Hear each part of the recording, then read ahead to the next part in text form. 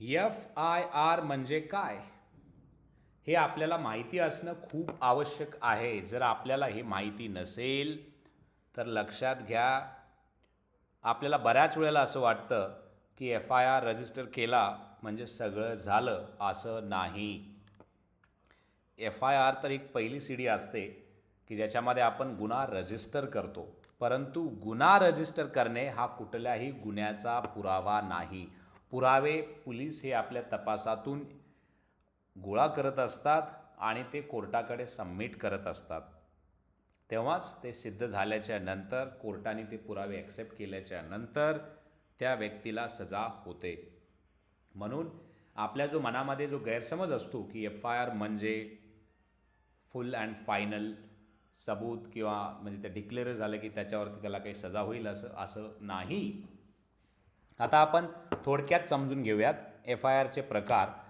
FIR म्हणजे first information report, की जेव्हा आपण FIR रजिस्टर करण्यासाठी जातो तिथे दोन पद्धतीचे FIR असतात. एक असतं कॉग्निझिबल ऑफेन्स, की ज्याच्यामध्ये गंभीर गुन्हा असतो. अशा प्रकारचे अपराध ज्यात पोलीस विना वॉरंट त्वरित अटक करू शकतात. उदाहरणार्थ हत्या, बलात्कार, चोरी इत्यादी जे गुन्हे आहेत त्याच्यामध्ये पोलिसला कोर्टाची गरज पडत नाही, तुम्हाला क्विकली अटक केल्या जाऊ शकते.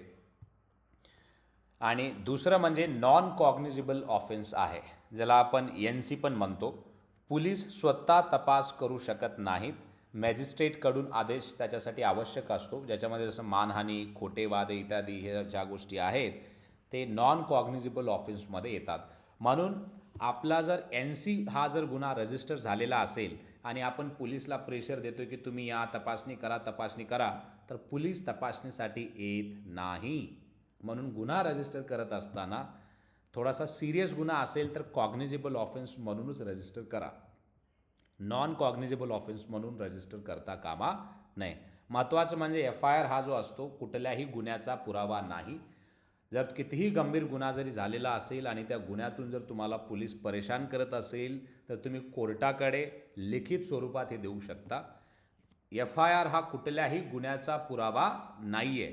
तर गुन्ह्याची माहिती FIR मध्ये तुम्हाला नक्कीच मिळू शकते आणि बाकी जे गुन्हा खरा आहे की खोटा हे पोलीस तपासामध्ये स्पष्ट होत असते.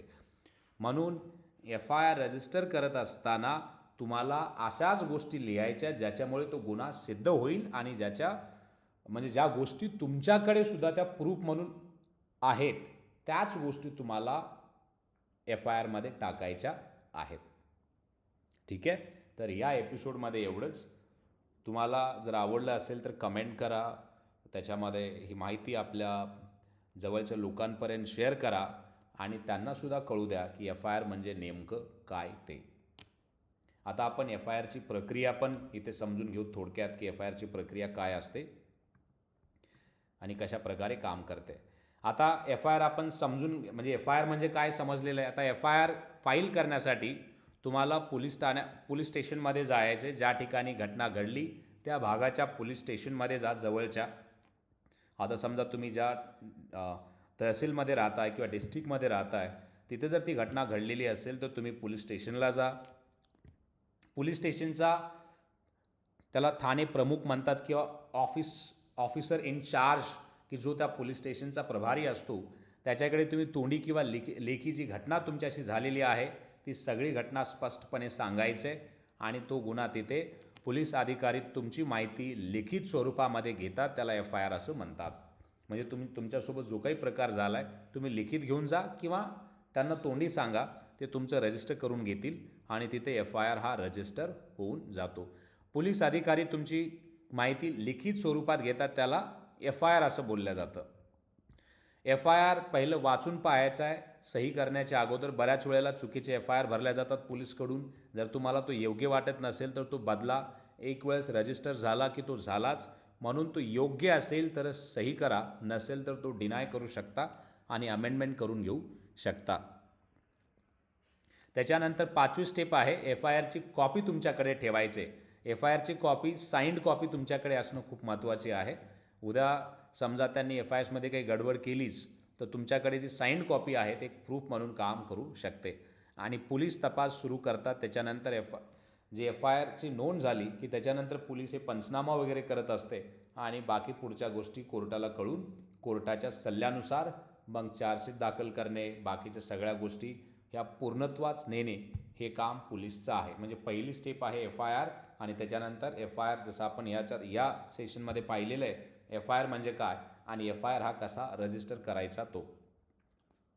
आता याच्यामध्ये हे बघा, FIR नोंदविणे सेक्शन 154 CRPC अंतर्गत हा तुमचा मूलभूत हक्क आहे. म्हणजे तुमच्यावरती जर अन्याय झाला तर तुम्ही पोलीस स्टेशनमध्ये जाऊन गुन्हा रजिस्टर करणे हा तुमचा मूलभूत हक्क आहे. म्हणून याच्यासाठी कोणालाही घाबरण्याची गरज बिलकुल नाही आहे. तुम्हाला जर काही माहिती लागलीच तर आमच्याकडे या, मी तुम्हाला जी माहिती पाहिजे ती माहिती उपलब्ध करून देऊ शकतो. धन्यवाद.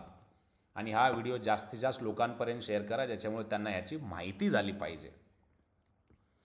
आपण नवीन एपिसोडमध्ये भेटूयात आणि तिथे बाकीच्या गोष्टी ज्या आहेत, FIR जर नकार दिला तर काय करता येईल हे तिथे आपण डिस्कस करूयात.